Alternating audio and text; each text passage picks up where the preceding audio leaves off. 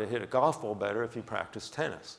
And so we have to adapt the skills to each individual patient, to what that person needs, and then somehow monitor that over time. So this means that we can then perhaps reinforce the instructions that we're giving people, not at 3-month intervals when they come back to see the doctor, but maybe on a daily or weekly basis, so that we can keep pushing the strategy and giving them feedback that allows them to progress their performance.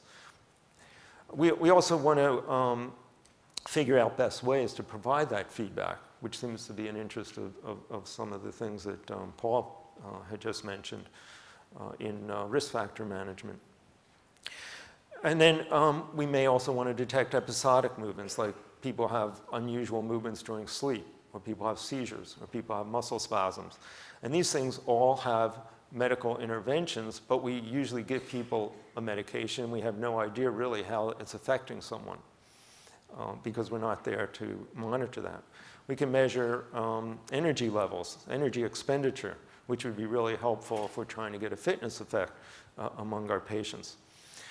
And so the idea here is to gather continuous measures of daily activities that are purposeful and meaningful, and that are and also involve training kinds of interventions.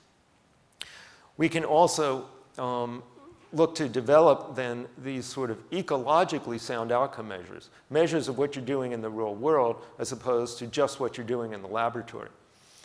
And we'll be able to obtain those measures at times that we never were able to do before. So usually, if we set up a clinical trial, we might ask people to come back at 1 month, and 3 months, and 6 months, and 1 year.